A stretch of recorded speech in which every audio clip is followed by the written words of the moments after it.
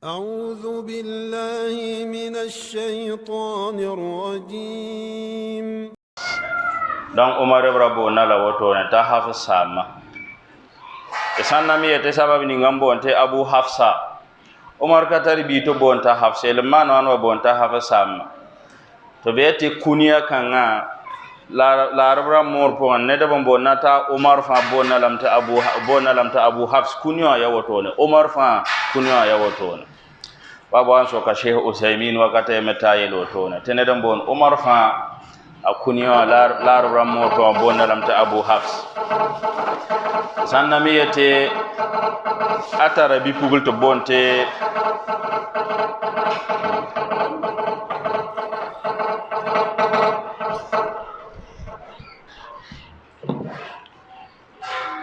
atara bi pugul to bonta Hafsa nabiyam para sanne yete sande en la biribla rana pudalam ta Hafs tiedi nglam bonte Abu Hafsa lenne te uhibbu Aba Hafsin al-adila teno nga Umar mere ninni nga ra tentira saba fajilla wama tentira ga le dan ka bilfon gom kan ayati adalatuhu mathalun lil bashar ta tentira ga wotone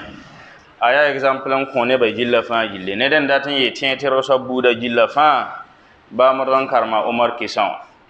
ilmi mete sanna jehbana nam sapo na nam sambe woto nan to biya ne ben yitin tere ramma biya ne bon na man ko biya to bre kan zam samawa don na nam sata ba fa jilla ba na sa tenga la jin kana sa tenga absa to onda ta men sana fa bam me karam na yin shaba roma yin shaba histoire bon gol sa to ma na roma amma da men nan fa me shaba histoire an karma bala san karme yemen da tan zan zama to ma yeme to da men zan halti zama ma na nongolom kawum tenga yemen naba Rwanda polgagame akete karma naba yemer histoire kan za tenga halte tenga ni mbuide jilfa jilla nonga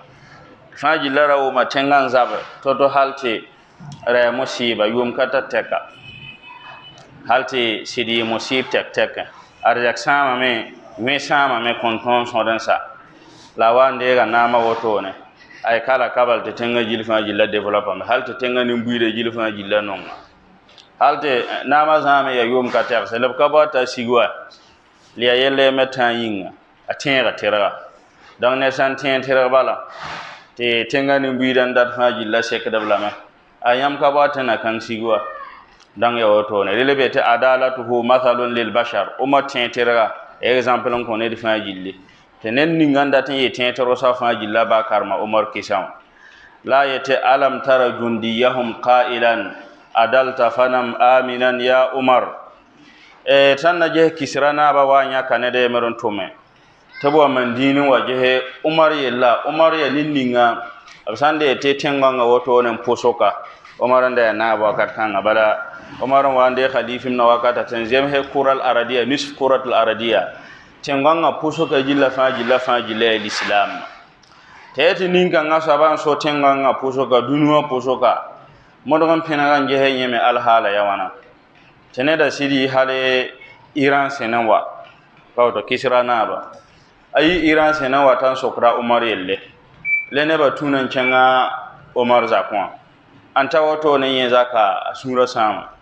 wala yemera samamte ina tabi mingti awa bam temsa na namsa pale wan ya totonwa waro me la ira bene ton fa jille mi mo san yete na pale ya toto fa jillat fa jille mi ya toto ten sam tena yi woto budu ta tawoto ta tesa Umar zakate yambo ninninga zakala woto la yal sin yete ayete kama sabe le be ti yanye bala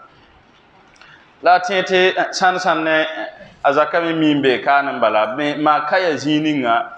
ta san mi wa raton vusa mi wa ken kanan vuse ma santa tulsum ninga wa watan ken kamman kari ka zakala wato ne tab shoktele Umar be ya tab ken kanya Umar ye lebe ta sai wato be wa tab ken apo wante je hebta migta Umar gembe ne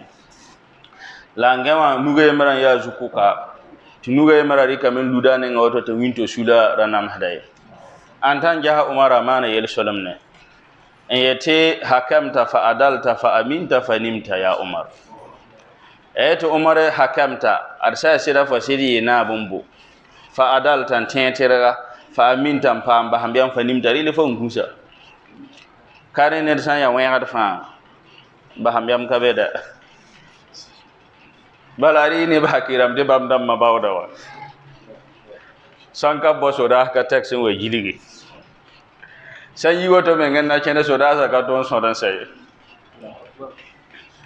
kẽnda wotone tɩ wa kalfur buda gilla fãa gilla sodaa meng n yasbe ne wotone le soda kãng n yasa ninga teese woto ka teese gudrõa dɛ ye menga sã n maan ɛrɛɛr woto daa ninga na wẽlg woto n be poorẽ wã bal n dɩkd yẽ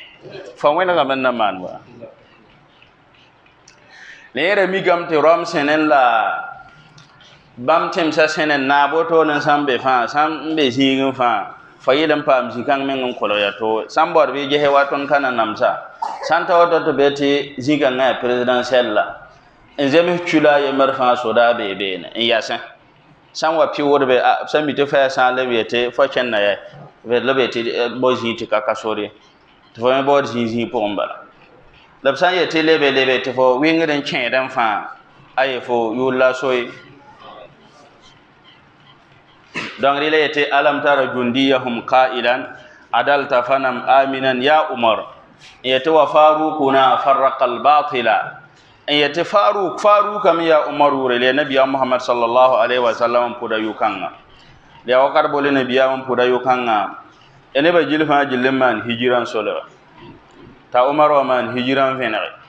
yikãng le nebã bãng umar n deng n vẽnega alislam na tɩ ra bee meng ka be nabiyaam pʋda tɩ faruk ya ned n welgd sella zĩge leb yetɩ tafirru shayatinu minhu firaran tɩ shaitan meng woto yɛɛsda umar nabiya muhammad sallallahu alaihi wasallam yeelame tɩ umar ka ben nan dɩk sor wotone tɩ shaitan bãng tɩ umar dɩka so-kãngã rẽlame t'a umar tɩka sore ya rẽl mara yeele tɩ tafirru shayatinu minhu firaran tɩ shaitanmã meng zoeta umar zoes tɛk-tɛkẽ yetɩ wa wafaka aya alkitabe miraran umar me leb n goma goama tɩ gel n tɩ zems ne qur'ana mengã n dat to-to warẽnda bilikaane n digd wa aya pistã la umar gom wotone tɩ qur'an sig n sɩdge le a yetɩ lakad kana duna shururi jidaran wa akmala tilka alfutuha alkibara t'a umar wotone n da yɩɩm n da ya lalga ne musɩɩb rãmbã me ya bãn bugra umar wa n soka sahabga yembr wotone m tẽedame tɩ yaa huzaifa a wa n soka lame tɩ yãmb nin-bʋg n tẽr nabiyaam muhammad sallallahu alaihi wasallam wa n gom fitna wã yella le sahaab sẽn yetɩ yaa sɩda tɩ nabiyaam sẽd goma fitna yelle wa zarb n mi n paam ned na a kam wɛɛngẽ zarb n mi n paam ned na a zak rãmb wɛɛngẽ zarb n mi n paam ned na a yags wɛɛngẽ zarb n mi n paam ned na a kam wɛɛngẽ ya wãna wad mim nabiyaam yeelame tɩ saawu baina auladikum fil atiya yãmb kambã tẽng n sok wotone sãn na pʋɩ fa bɩ pʋɩ kũunã n zemse la wakat ninga ned wa tẽ n maana bi-kãngã nonglem maa bi-kãngã wa tẽ n kelgda saamã yel-sõma tɩ bi-kãngã ka kelgda ya tɩ la tɩ wakat ninga zĩ-kãng wɛɛngẽ kũunã wa tẽ n ka yɩ yembr ye kazalika pagba me ya wotone kazalika fo no yagsa me ya wotone d mim tɩ yak n hak ya toogo nabiyaam muhammad sallallahu alaihi wasallam tɩ jibril ka bak n sagn bãmba tɩ n maan b yak neere hal tɩ bãmb mengã wa tʋg n sãmb tɩ jibril na basam tɩ yak sã n ki fãa baa yaka rɩka faado donc nabiyaam sõda yak n na hake hal tɩ d sãn na goma ka d fãa gilla yenname tɩ sa ya sɩda ned baa yembr ka tõnd maan wãna ka tõnd gũus yak n hake donc nabiyaam be tɩ fitna me n be n ya wotone le sahaabga yetɩ sã mikame tɩ ya fitna kãnga nabiyaam muhammad sallallahu alaihi wasallam be tɩ pʋʋsg yaafda yẽ no-leer yaafda yẽ tʋʋm sõng buudã fãa gilla adem bɩ n tʋm fãa wa zunub rãmbã d mi n maan ka tẽ tɩ ra yel-kãngã pʋgẽ yaafdame la umar yeta yetɩ ka fitna kãng le n date tɩ ya fitna ninga n zoe tɩ wẽnd no-bɛng wa bõnno ko-wĩyã ratame ya fitna bʋgo d miime tɩ yel ninga n zĩnna sahaabsã sok wã gilla fãa nabiyaam kõ sahaabsã kibara sahaabsã miim tɩ nabiyaam loogr poorẽ ad nebã na wã yõsa taaba nebã na wa zaba taaba yẽ me le tõnd yã wã d yã a bõnno osman ibn afan kʋʋbã yɩ to-to nebã wa wotone wa tãn gilgm n dĩin wotone tɩ osman mengã bãng tɩ ad nebã waab n na n kʋ yẽ t'a yela nebã gilla fãa gilla tɩm ka ra tɩ zab taabe bala y sãn na zab taab mã mingã sã n gã na yɩ wʋsgo bas tɩ b wa kẽng kʋmã osman wakat n le fitna wã sɩng woto wa hal tɩ seydna ali wa tʋg n maan wãna seydna ali wa tʋg n deeg seydna ali me n deega d miime tɩ a moawiya me ne seydna usmane rogm n be b sʋka wa saam-bil woto ba saam-bil biya tɩ a moawiya me wakat kãng tɩ yẽ me ra ya waalinda be hal sham sẽne yẽ me ra tara pãng weene tɩ yẽ me yetɩ seydna ali kana n zĩnni rɩlame t'a pĩn n gesame tɩ nim nins bõn kʋba usmana gilla fãa gilla tɩ biis bõn kʋ tɩ seydna ali me yẽ me yãame tɩ yẽ me nan de khalifim na ya mas-masã nan ka paam pãnge yẽ sãn ka ges tɩ bõe ya tigl n paam pãng tɩ yẽ yaool n gese wa yel-kãng wotone kãna n zemse seydna bõnno moawiya me yetɩ yẽ me kãna n sake bala yẽ ya kiida wali wala wẽnnaam yetɩ wa man qutila mazluman faqad ja'alna liwaliyihi sultana don yẽ wotone yẽ tara kũuma woto yẽ ya responsable n nan goma usman del yẽ me kãna n sĩn ye donc yõs taaba kẽ beene hal n wa tʋg n sɛk tɩ zabr n zĩn be tɩ bõnd gazwat safain seydna ali zãma la moawiya zãma zaba taaba ne gazwat jamal umuna aisha n yik na sodasa tɩ bõa bãmb ne seydna ali nan tɩ taaba donc yõ gilla fãa gilla ya fitna hal n wa tʋg n tã husein kuuba donc ya fitna kãng le omar n da sʋkda bala nabiyaam kõm la fitna wã kiba le b yeela umma tɩ omar sãn mikame tɩ ya fitna kãng yaa ay fa tara basam ya min yi fitna kãng wa bala nabiyaam mohamad sallallahu alaihi wasallam bulga tõnd tɩ fitna kãngã fo n ya fitna wã dagnore maadaama tɩ fooma umar sãn ket n be fãa fitna kãngã ka tũ yik ye yikãng le omar yeela tɩ wayhak tɩ wẽna yolso weebdo tɩ le fitna kãngã ragno kãngã b na n paka lame bɩ bɩ b na n ka walame le b yeela tɩ b na n ka walame la omar yetɩ kaoorame ya bõe yẽ me yaa omar kʋʋba bala b sãn da na pakẽ lame sãn neb rãna wa sãn mikame tɩ b na pakẽ lame sãn ne nebã na maana dabaar n na n paga le sãn mikame tɩ b kell n kʋa omar tɩ fitna wã kell n yik fãa fitna wã yɩl n maan wãna fitna wã yɩl n maan ya toog donc fitna kãng me n kell n tall woto hal wakat kãng n wa taa tõnd mas-masã tɩ hawariji n be be tɩ shi'a be be la zĩng n kã yẽ donc ya woto d kota wẽnnaam tɩ wẽna yaafa omare la yolsa rɩla yetɩ lakad kana duna shururi jidaran wa akmala tilka alfutuha alkibara sãn na leb n ges omar wakat n me zĩisã wʋsg fãa gill la pagsame tɩ yaa omar zamaana wa saam sẽn n so wa yaa omar wakat n la pagsa donc d kota wẽnnaam tɩ wẽna yaafa omare la yolsa donc rɩle hadisa dakarma la yĩngr-yĩngre semaine n lowa d na n kẽ hadisa sharha bilbil bala n kãna maan t'a ammuke la yelen tɩ ned fãa gilla paam bũmb n gadgad beene tɩ nafa gubge donc d miime tɩ imam nawawi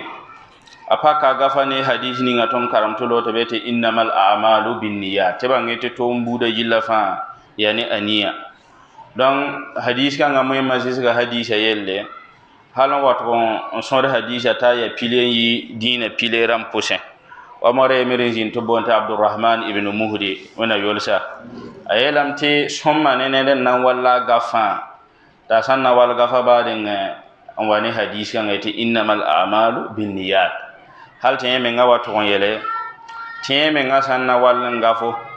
tɩ gafa baab rãmbã gilla fãa gilla yẽra na sɩnga ne hadis kãngã wa sãn yetɩ baabul wudu tɩ yẽ wa ne hadis kãngã innama al amalu binniyat babu salat innama al amalu binniyat babu zakat innama al amalu binniyat abdurrahman ibn al muhdi a yela wotona donc woto sababu la yelo tõa yanna yelen tɩ fo menga bãnga tɩ tũudumã buuda gilla fãa gill n wa n tɩ ya tũudum tɩ wẽnnaam maan tɩ ya waajib n zoa foo fãa fa segd n man fo aniya yel-kãng pʋgẽ sãn na yõge segdame n yɩl fo aniya koomã yõg pʋgẽ sãn na pʋʋse segdame n yɩl fo aniya pʋʋsgã pʋgẽ sãn na yãk zak n kõ segd ya woto sã he giimne ya woto yĩng la n yetɩ sãn da mik n lame tɩ yẽna wall n la gaf fãa gafa baab rãmb fãa baab fãa buuda fãa yẽ sɩngda la ne hadis kãngã kadhalika imam ahmad bn hambal yeelame tɩ usul lislam ala ahadis tɩ sã n yetɩ lislaangã yãga wotone ya hadis rãmb saar wotone la sõda hadis kãngã n paas be innama al amalu binniyat mara yembr min zĩn be tɩ boon tɩ al-imam al-khattabi yẽ me ne hadis mar n boon tɩ abu dawuda yeelame tɩ moẽmã ra yɩɩme tabsanna wallab gafa absengre ni hadis kanga tiyawa imam bukhari mana sahiha poa nerfa gilla san le sahihin te je fa sahih bukhari ya hadis kanga singbena le ya bunyingle may mango motono yan nan wuli karimbi buda gilla fa gilla ta sanna karam fa be ayilga aniya ta kwarngai ban kwarngai wannan minga mimete da tinga hadis kanan kwarnga singare yete ninninga nabiya mela mete ninninga wa mbo bangarate anama na muhimma je santare kari bana wa mana yalam sa takan tare yesa bakana arhana yunge dan mangra yel som kabena dan fasanna ba bangra buhman aniyate ade wanna melam te inna ma yakhsha Allah min ibadihi al ulama te wanna mete ninni men ya hada wanna mai ninni men karma ba pa ma bangren bang wende ba man ton ti ya hada wanna men yida te fa aniya ma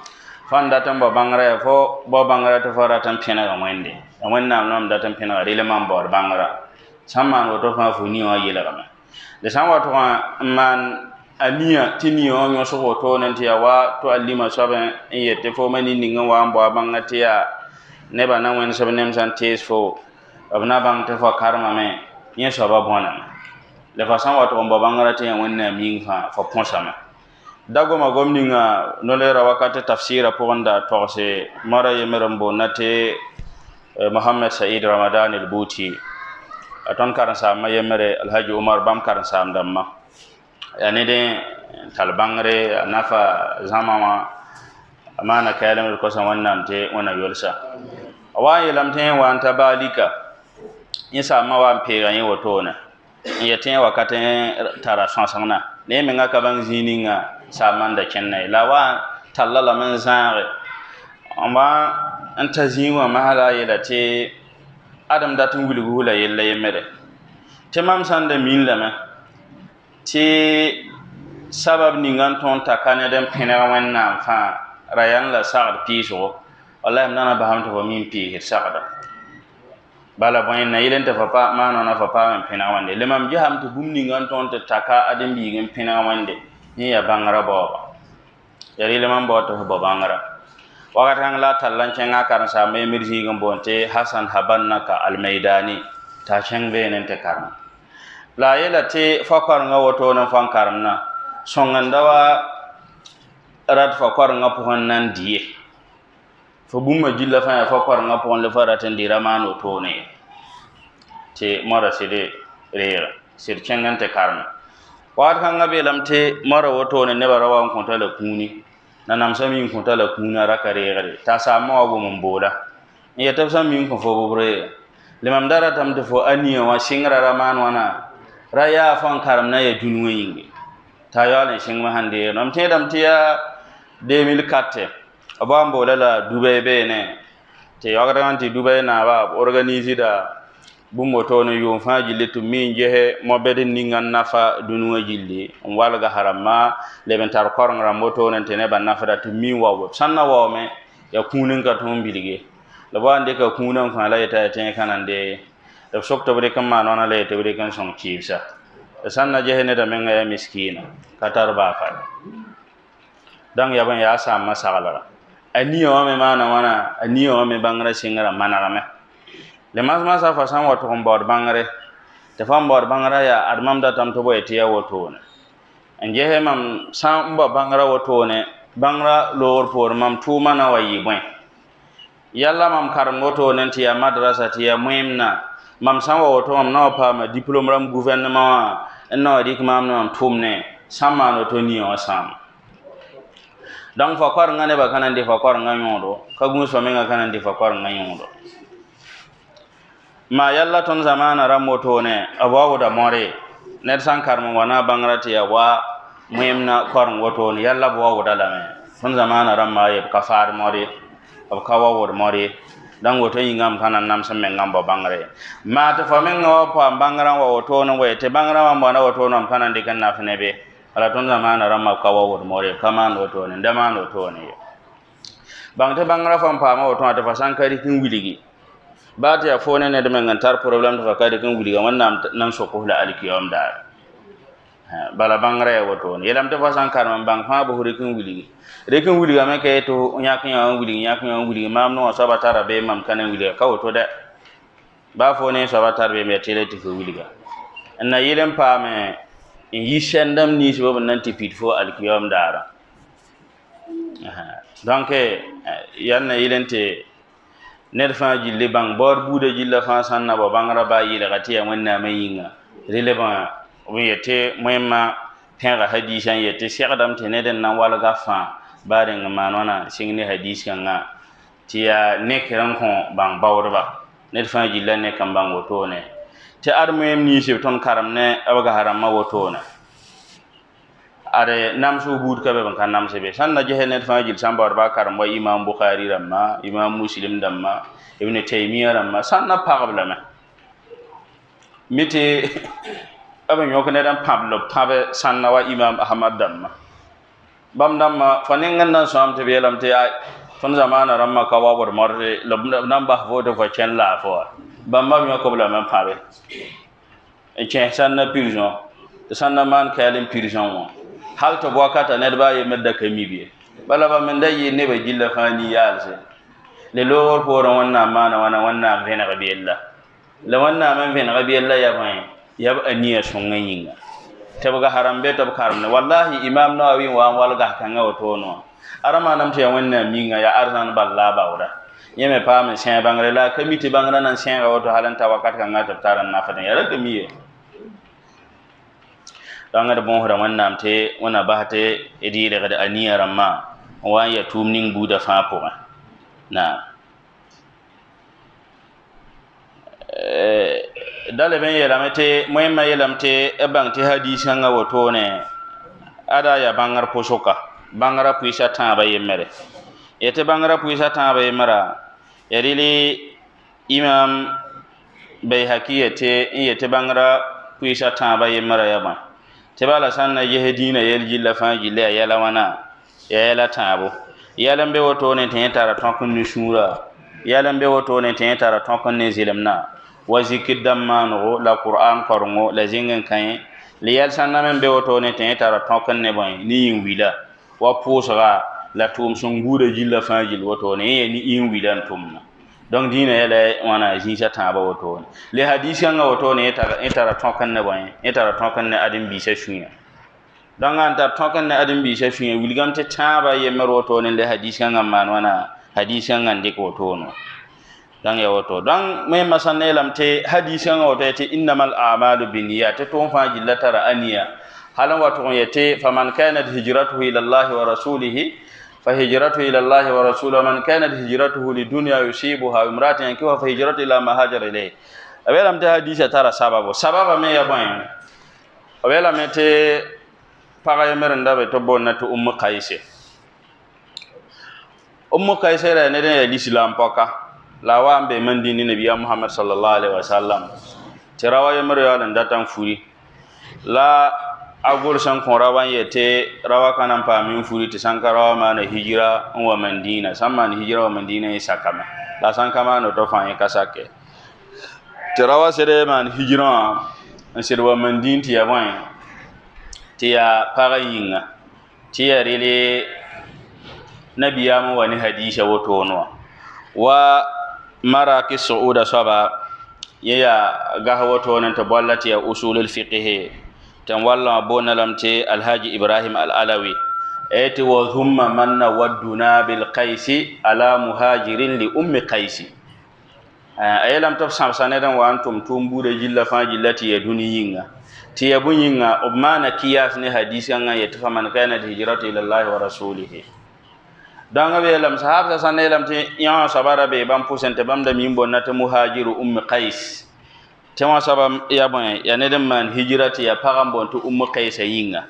l'imam ibn hajar asqalani ramala muimma taba bam yela meta ayete kasiyata beti hadisa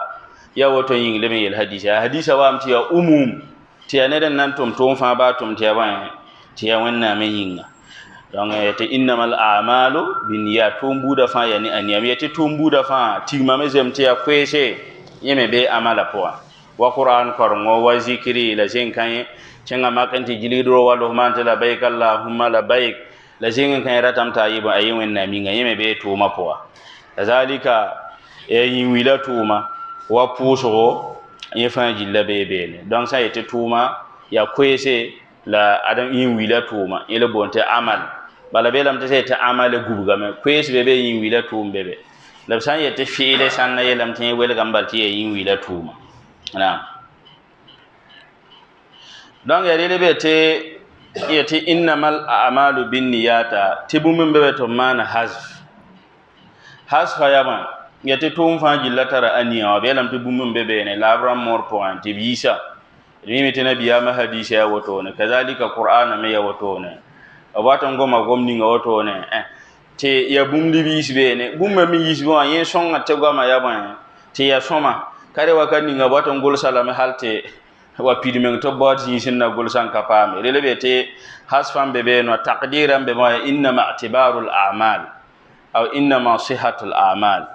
teba ngete tum mana rubuda jilla fa yani aniya wuligamte adam bi ka ton tom te tuma manare sanka aniya wa ko myobo puso zaka hejimnu te fasan wannan tuman kaman aniya fa wuligamte kaman wana kamanare le tudum dam sannam be nente sanne te katilete foman aniya tudum 15 point ye sammi kamte ka charte foman aniya tudum 15 point wuligam te ba fa kaman aniya tum 15 mana wana tum 15 mana game le bam me takdira na mana wana to yelam te inna ma sihatul a'mal bi aye kayte bam kayte inna ma sihatul a'mali wuligam te niya wasan ka be tuma mana bam me te inna ma kamalul a'mal bangete tuma fa piriya ban yani aniya watum kanso to tonnaya tum da nisi boto na may majil fa jilin na ta mi te sherdam to man aniya da tudum dam sanna men bete ba fa kaman aniya sakrame wan san saket na yala me na ya da bete san yeti niya woto na pijin shayibu pipi niya bete bondal ikhlas adin bi yilga turmate asanna ton fajilla ya wanna minga liniya kanga mi kidam te tauhida muhimma bammen non ngom niya kanga donc niyam pa hadiba tamyizul ibadat wal adat niya ram bebe ne on werede yeldam ni sibe ya tundum la yeldam ni sibe ka tundum be kari bi niya ram men bebe ne cendo to non wele he tundum dam mane taba wa biliri yaban edmi mi tijana ko mso ya tundum to wannan sakal tedman wana tedmana fa san tedmana fa o sittun wende bala tudum nan mana bama tamam san yi goto nen te atulo on tarman no mikin su bonno shukob nan po la te walare kawto ne jana me ampa mosa bateme ninga po la ko men te walare e tan na je suba fa jilla ya bon ya yemmere lebon wela ko ne taba ya aniyama donc san na je niya kan ga deuxième sabaton tiran to sa ya fiqhi wa moy mamman wana ngomni el 15 donc niya puijin sa wana puijin sey bal ikhlas fa men ga yele tudmati niya wa fanna mana ya wenna minga li niya me fanna mana welere yel ninga ya tudum le yel ninga ka tudum karebe tudum da mamen ga woto ne tawa wam san yi goto no yo woto non po rakara nase kemete rakara nasa immati ya nafila immati ya farila lebon watin guli timan posa ya nafila bi ya farila ya niya wa sanda kan la niya fajilla ya ban fajilla ya mara donc niya ninga ba yete adin bi yilga tudum tiya wanna minga wani ninga ton gom yete ya tauhida moy malaki do moy man non gomna fajilla ratamti tudum fo fa ba bebene ta adin bi san nan po zafare ba man aniya ta zafare ya farila len da tan posa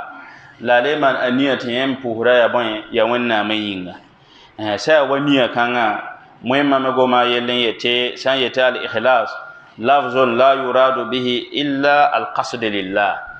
tiya lafzu tone abka bawda ya gomno tone to bawda mete neden nan tum fa ba tum tiya bon tiya wanna minga de sanna mi yete sai ta al ikhlas yan nan zem nirju ne ba pengare la ne ba samso nin ninga wantum na tum ne te tum na pour ne ba pengara la me ne ba samso da zem te ne ba pengara ne ba samso da te tum nan fa ne so ba mukhlis la woto ne so ba tum me wanna minga la ma fa tum runo da te ne be to o azagalan tuma ka zemse te fa yale mi te tumna ta wannam rabo te fa bah tumna tiya bon tiya ne ba gom yinga fa ka bon fa ka mukhlise fa ka to muhtuma tiya wa mu wan so ne da yemete san yete te ikhlasi ya bon sokala sokoran wen woto ne ayelam te ne de an wan bah tumne fa bah tumna tiya neba na ma gomingam samano to neba neta azaliya wa men saba mano to defa samano to fa mana bahtabiya ya man tabiya ile bariya le sammi kam to fa menga man nam te neba na yamba to fa mano to ile ba shirka ile ba lagaman ta donc ne sanna tum fa sa dan tum te wanna minga fakarat neba pengare fakazwet neba samso tumna tumnan kaye het sam heda ba samso tumnoye donc ne san wato mano to fa sabaya mukhlisa sabaya ilaga turma tiya wanna me yinga te sanna mi yeti san yeti ikhlase ya adin bigin datta atum damma na kwesa jilla fa gillayi abe yene wanna tengan soka yemma na ya nere be ya wanna balle rati wanna ban karate ne wo me karate ne riya yen le ben goma mete ya soma karate ne wo me karate ne riya so mi kam to fama nam ti yanere and that never woman that never yan yali yeti yan wannan le fama fa iya man ta biya fo go mam ti ya so man that never woman ti never ya iya man ta biya ka ikhlasi na le ili imam hasan al-basri le tero ka ba kan ketembe ne ma point ta sanna go fa gom nam ti ya wannan minga asan nam to fa atum nam ti ya wannan minga ayelam tener san ya woto asabaka bakan tetembe ne ma ponye edatam te sanna gon fa bi wenna minga kota wannan te sannan ton fa bi tuma yi wenna minga abelam tiya yel kan ngamba ta wannan mi sisir adin bi bon adin bi tumna edmim te belam te tumi ya bil foto ne te fotuma waba nabiya mi te ma hadisi ram man kengan neba to man sarate samman saraba ya wakire budalam to gonta uhutanga edmimi tiya famman tiya wannan mingwa da so man de kan wannan mingwa san to tal ko am da fa kana nyawa relebe te ikhlasa te man to tiya wannan minga yelen wannan ba te bilif le bedere e san man de kan wannan mingfa bilif ka ton ye bedere ko rele salafa den to adama sanna yela me te sonro to mi ye bilifo to ne ti niyo ba te to ma le bedere wannan nenge tebala ner san wa ton to men yila ni ya wati ya wannan minga wannan nan posa la barka poso me ya wannan nan to dola la hare a chora me wannan nan si ga man kwa a ba sa ga me na yi nere don ikhlas ne dan man bumti ya wannan minga la wannan man na la ba nere de ne dan wa antum te ka wannan minga ba kuma wace la secondam ma den wannan venere tana ba bang ta zagalan man naka ka mai ka wannan minge wa hadisi ram bete no ta hadisi ram ma goma woto wa nabi muhammad sallallahu alaihi wasallam yati inna ahadakum la ya'malu bi amali ahli aljanna hatta ma yakunu bayna wa baynaha illa zira fa yasbiqu alayhi alkitab fa ya'malu bi amali ahli an-nar fa yadkhulu tebe adam kam ma woto ne den nantum arzan tuma teneba nen ta zagalan tum na woto ya arzan hal teneba pengada hal tene arzana wakatel disanga wakanti bala ta tumbu kam tuma ta wannan chense buma ya bunyinga bala tuma raka wannan minga dan le ne dan tum ti wannan minga wannan man na labane da wani da emiranda jihadi zabada te jihadi ninga wasi no to nan ta sirza jihadi wa satane bati sin piada sahab san nabiya no ben nam ti san ya zagalwa wa zagalma nabiya meta yam piada ni ngam yo ali nyale bumo ne ba sura sama nabiya mana wani way ninka nga saba woto na le ne da yemere yere ne da pententa le te sai woto nan gunsa ne dan gehe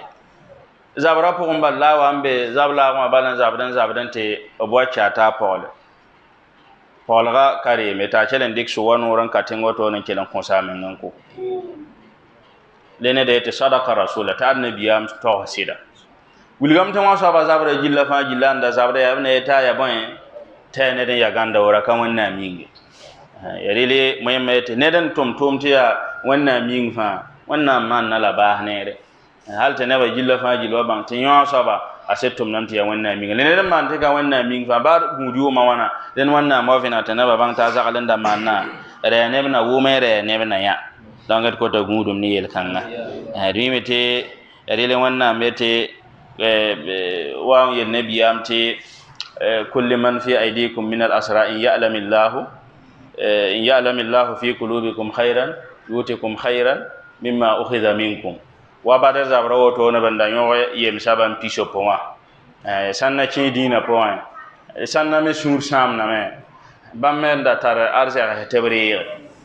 le wannan sik ari te muhammado yel bamma to rasamu sure nimni sun yabi yem se yel to rasamu sure bam chi dina poa sammi gamte bam che ba to chi dina poa se de wannan minga wentun to minga wallahi wannan na ko bumni ngati yide yamal islam man de ti yibnenwa dan kanya dalile wannan meto man arada al akhirata wa sa'a laha sa'yaha wa huwa mu'minun fa ulaika kana sa'yuhum mashkura ninninga an yalatin ba da lahara an se tum lahara tuma tumninga wannan na tun tuma ite fasan tum moto ne fana pa ma wannan ma arzana le tum kanga fasan zuen sanga fasan ka zuen sanga tuma fa fana chen buma ta se tumninga ban salta tume la jidga me ngamba hatumninga ben jidga ta ba so huwa mu'minun ta ne den ya ser konta tuma jilla fa tumnam te wannan minga wannan meta fa ulaika kana sa'yuhum mashkura mara matuma wannan puso tuma barka da wannan me katar buma pu yam barakta sanka arzana ko ta wannan ta wannan chen hed arzana ila wannan nabi ta faman kana yarju liqa rabbih falyamal amalan salihan wala yushrik bi ibadati rabbih ahada ninni ngante da ta na ye ka sabata wannan jela tumfa batum tum songo wala yushrik bi ibadati rabbih ahadan la raman la mentare asabatu dum pon baye mre yele tafsir mem sanete aramana to man botene banaya aramana botene banawume bala manan dattene banyatene ba wuma hiya munafiq satuma yarim balte man tabiyaram alkiyam dare bamne munafiq sa fa wannan don nubla rolba yemere rolba me yaban ya wannan mun no yatab cengante kin arzana tafsir chen woto nan tin arzana ta wannan ma ba bala alkiyam dare ne fa jil cenna na nura pelem tunuma ton be kan tutiya poso roya no lere ya zaka ye heji nu tunuma fa ye bala nan ton ye fitila to ton pa man je fitila nuro to nan kenan kin arzana le munafiq sa wannan batan ba hamdi nuro ci ila wannan bel surate al hadid qur'an ti yawma yaqulu al munafiquna wal munafiqatu lil ladhina amanu unzuruna naqtabis min nurikum qila irji'u wara'akum faltamisu nura faduriba bainahum bisurin lahu babun batinuhu fihi ar-rahma وظاهره من قبله العذاب ينادونهم ألم نكن معكم قالوا بلى ولكنكم فتنتم أنفسكم وتربصتم وارتبتم يوم يقول المنافقون والمنافقات تنغدا نيغا منافق سلا منافق بقسن نويل المؤمن دم للذين آمنوا انظرونا كلنا تنو نقتبس من نوركم تلپامه پويم نورو پيل من چن ارزانا بلا بام دا چن نودو بام نورو اكي limumin nan mayele biya irji o wara'akum lebe ne poronte tiyamba ha nuro bene yamba ha nuro dunika nan wa da wagar kan ma fote be lahire fana ma nan wa dunika ya wannan miyar surata saba wanta wa anna lahumut tanawush min makanin ba'id fana le ma nan fa nuron gade ta fa yalan ba nuron higin sara lebe table bene aban gomno to nan le wannan kelan wa ne lalawo to nan ma wa barba kanya te bonno mu'min da majin wa mahaya ban ya yol shogo wa zahiruhu min qibalihi al-azab to munafiq sambe wa mahaya ban ya nan le abi alam man nan ma ta alam nakum ma'akum dunika ton da kama ne yamma katon nan dana ta ban zabar jihadi katon nan dana ta nabi ya mi ron poren katon nan dana ta man umra katon nan dana ta man hejimnu li mu'min da meti ya woto bal walakinnakum fatantum anfusakum liyam zarbe mense yamda kamanti ya wannan minge watarabastum yamda le bedina ponda bote mo sipa mumindam kaya woto yinga yam kamanti ya wannan ba yinga ya ar wannan katar choran nan kon yambe wa zinat idhabu ila alladhina kuntum turauna cenga yamda nimni yamda man tabi ante je yamna pamro bamdam maji donc mumindam ma mesanya woto ne lebon ko wande wannan mi suratul tahrim ponde be rabbana atmim lana nurana bam me sanya wato bam nan ko sa wonde te wonde zarbe ton wayam zarbe nin ken so chelim pilsi ton nuro an ko ton ter pa men chene mana ente chen arzana donc munafiq zab sura na sama bune lam ton wonde yam sanda kẽesen la tõnd buumã bala tɩ tõnd nan ka yã arzãna eta haramma arzãna walem no waraka wa tõnd nengẽ tɩ tõnd pa woto n da sõ le wẽnde tɩ aye woto ball mam dat ne yãmb sɩbg tɛk-tɛk n ya fãn na wilg ned bũmbu ree wã soaba tɩ sɩd maan bũmba nonglem n nan dee tɩ fo yetɩ ayem ka nan kõs ye fo maana woto n maan woto fa sãn da kell n mong n nan da sõome fa sãn wilga bũmba woto t'a yã a yẽ n tʋg n tɩ yɩɩd zablmã gilla fãa dãngd kota wẽnnaam tɩ d sãn na maan fãa bd maan tɩ ya wẽnnaamẽ yĩnga donc ama sã n yaa bõnno nia n paasd yiib n soaba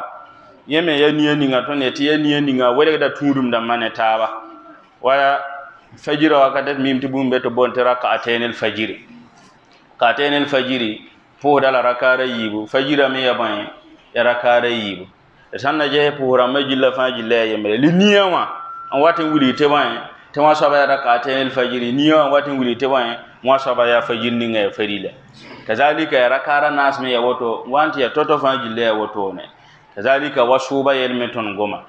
ton su woto ne ati ya subala tulo on tar foto faratan pa mpemse le subninga me ya bon subninga ya wajiba wannan manti ya wajibin do alfo wajana ba wa hayde wa nifase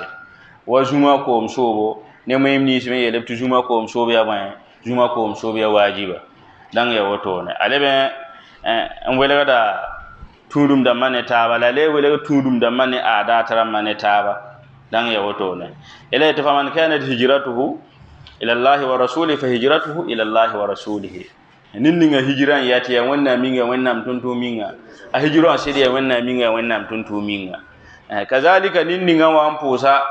rakara na se tiya aniya wa ya farila sidi ya ban sidi ya farila fo man ninninga men wa ampusa rakara na se tiniya wa ya nafila sidi ya ban sidi ya nafila le moy masanna lam tawan kanat hijratu ila Allah wa rasulihi fa hijratu ila Allah wa rasulihi edmimete lar ramor point o belam te mubtada la khabare kare be shart wal jaza ya tilati tagayure ngomno to admimte ne ba wosa kana famele karim bini simen pame za bilfa faji la karim bisile koranga za ramana wana yida taba te al mubtada wal khabar wa shart wal jaza la budda min at tagayur kasaka tamambete in akalta fasandi farime sakrame ner kana wom gomna vore kasaka tambete al waladu waladun biga ya biya sakrame kasaka de ba fami mti biga ya biga le mana wanti sanka fo yete wa bilir kwa ete in zahabta azhabu ma'aka ma fo al waladu mujtahidun wato sakrama biya ni di pangsoba ama biga biya kasaka de ma fa in zahabta ila suq ra'aita al bada'i kathira fa han changra fanatin yete doso ma kasaka de wete in zahabta ila suq fa han changra fa changra don kasaka de sammi gam to to kasaka da mana wanta wete faman kanat hijratuhu ila Allah wa rasulihi fa hijratuhu ila Allah wa rasulihi ya wa tagayur kazin be wa chele ya gom yenna lebce tamman wana ketin repeted moy maylam te yabumu be to mana hasfe faman kanat hijratuhu ila Allah wa rasulihi niyatan wa qasdan fa hijratuhu ila Allah wa rasulihi jazaan wa thawaba ninni ngam wan yata man hijran en yima kan chang mandina ya wanna minga wanna mtonto mayinga hukman wa shar'an aw qasdan wa niyatan famman hijron yi makan chang mandina te fa togolaga jilla fasidi wanna minga wanna mtonto fa hijratu ila Allah wa rasulihi jazaan wa thawaban forol ba me yaban senna yi wanna mninga yi wanna mtonto mninga don ya woto ho na'am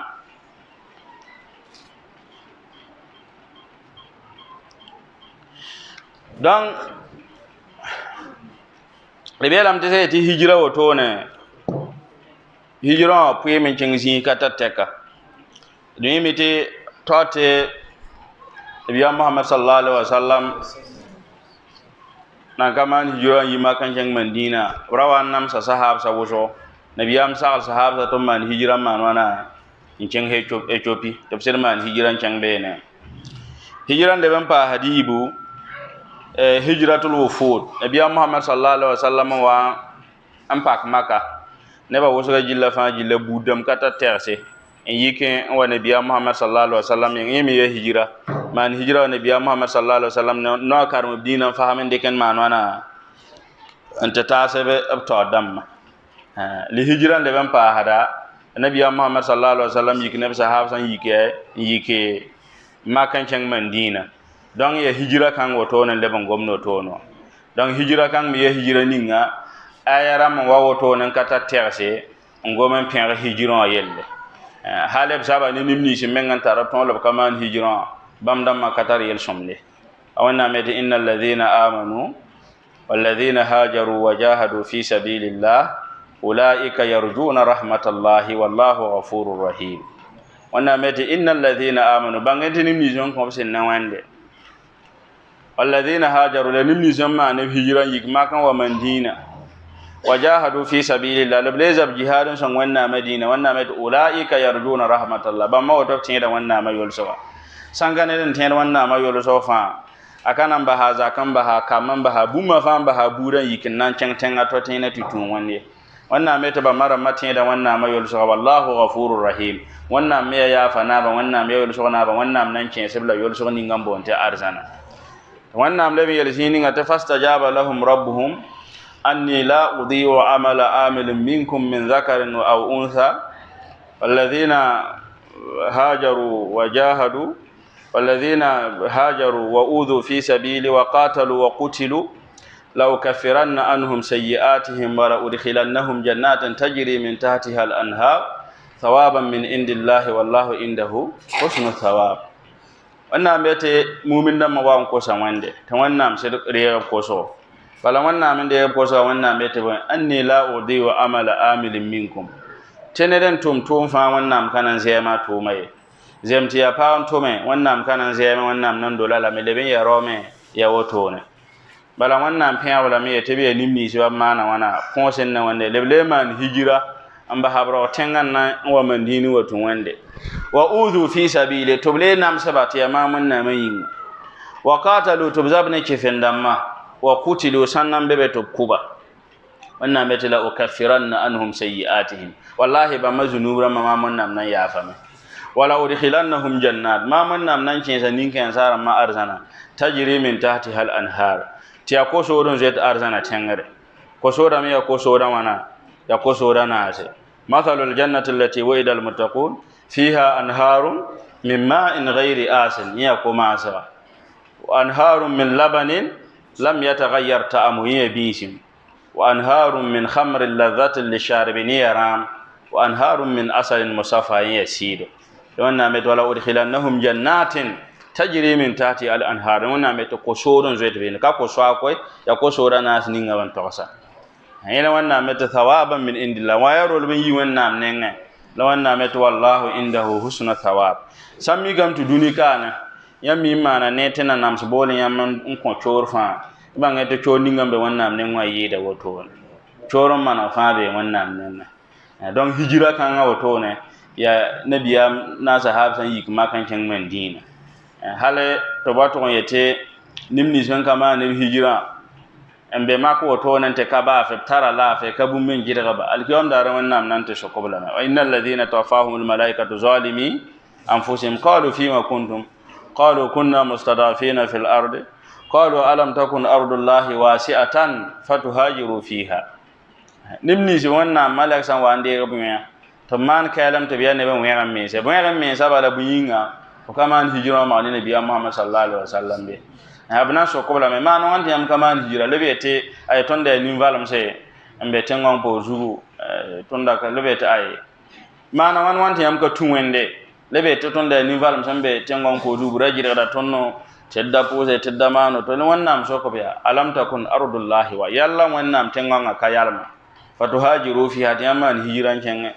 sami gam de tengan ngab jira ilam te ranyo kombe jira ilam te wakata nuwa ira pose temsembe woto nan tebe konsoren yete pose mano ante am ka chengbe ne donc wennam go ma woto no wete sanka nimni me ya pam valam heram ma ni chemse la poyam se kambon san ka tarbiyam asami kam te bam dam mal ko am dare wonnam ya fa debla ma fa yana dan tar pang bala wato en be maka te ne ba fama hijira to ba ton to fa kana mane ayen alkiyam da refa tara yelle donc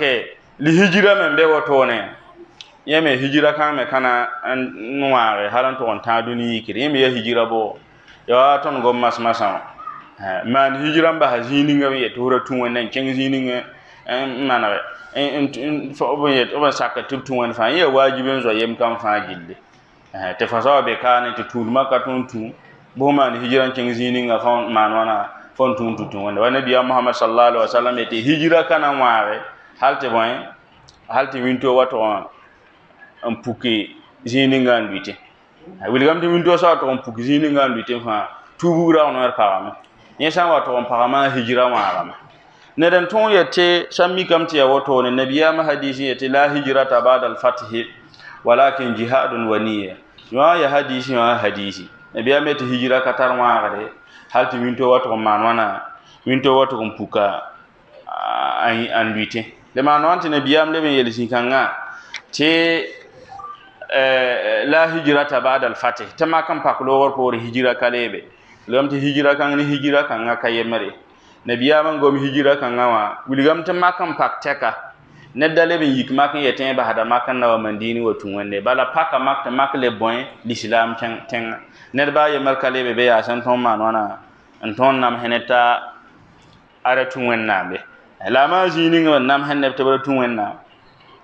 jikanga ma hijira wajibin zaba hijira mara membe tinabiya Muhammad sallallahu alaihi wasallam de benten en tawse ala na de benten rasida emi ya hijira nzo ne fa jillata modo yimi ngari hijira bedara adin bi min azab na nyora annabi Muhammad sallallahu alaihi wasallam yati al muslimu man salima al muslimuna min lisani wa yadi seti l'islam e asaba enin ninga l'islam am pam tilegri ya saba ningi pam tilegri ya nu ka pam ne baye pam tilegri ya silem na ka to ne baye yati wal muhajiru la ma se tenene ya muhajire asaba nin ninga zo sanga bum ninga wanna men jedara aton to ma jedara donc hijira wajibin zo ne fa jille et fo men zo sanga bala hijira kan sa ne ben zo amba hab temseleb zo nan pa min tun wande e fo ma l'islam fa mo dogon zo em za yel ninga wanna men jedara fo to raman wana to horatuma naam donc dagoma mu wuli ti tum dam men bebe nente niya ya wajib te nedmane ma niya zikanga wa tudum dam ma tudum dam yi ton tara tudum dam to bonte ma'qulatul ma'na enta tudum dam to bonte ghayr ma'qulatul ma'na al ibadatul mahd al ibadatu ghayr al mahd tudum dam men be woto nante ton kami sabab ni nga wanna me yete edmana ye wa poso woto nan ton pohura ner san waso ka ban manta wanna me ter posa ton kami ya wanna me yeter pose ton me yasami ina wa atana donc tudum 15 ya wuso afo di tudum dam mun be woto nante tun mi sabab ni ngaba wabi yete rear sampa fo fubo man wana wo peke janab sampa fu ka peke da fu asande ma ka peke da tun mi sabab ni ngaba yete man wana ter peke ya ne identi fu man wana fu ya yilam to ton de compose ya ibadatul ma'qulatul ma'na tun mi sabab ni ngaba yete man wana titun wanna mi le kan pose donc ça yel kan pose muhimma yela mete katela ta faman wana faman niya be ne la ma turum dam ninga ton kamiye wannan bani yete man be lamti ya tela ta faman wana ta faman niya ya sharate ta faman ta fasan kamane amana wako mi ngobo to le ko ma ngoba muhimma nyo sataba wako ma ngoba la shoba woto wa imam abu hanifa ramala thawri ramma bam yela mete sanna jehnya ya wa ibadatu ma'qulatul ma'na ya ba sabab lo me tedinwa ba mela mete tunmi sababa te bala ya fanna yore pame yilo ho menga yiro rien bonse kazalika suba me ya fanna enso pame yilo ho menga yiri abada kengante pozo wilam tunmi sabab ni ngam yetermana donc ye karat bon ye karat niye le imam da mataba yo so jumhur imam shafi imam maliki imam ahmad da mabam yo so mabam yelam daye tiwa ibadatu ghayra maqulatil ma'na ton kami sabab ni ngam yetemana wana bala ton san na bang woto ne ton san na je ko ma nyoba ya ob goma pekere longom saagare donc saagara woto na ben kensa perba soka wiligam te aye te wanna mi te don wadi ngobal bala san da la woto ne ya braton yelam te kelem boko man wala man sujillin kelente poswa la wanna man wana woto ne yete nyak zisi yete pere nyak zisi yete saaga yemi ya al ibadatul mahd donc te bam yele ay imam malik ram bam beta ko nyobo yatele te faman wana te faman aniya yare lewa sanna jewa imam maliki fiqh ram wala hadalila bondama absanna tin ko nyogo faril dama tin da ban ab tin da aniya be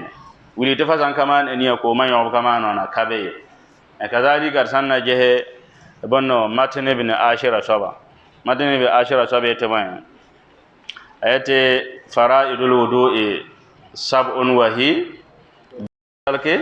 takhlil ash-sha'r ayate fara'idul ghusl qasdun yuhtadar antiniya bene kom so faridda ma yaban afamen ngaman aniya kadhalika sanna leben wa posga jimme aleben goma niya yelbene takbiratul ihram wal qiyam laha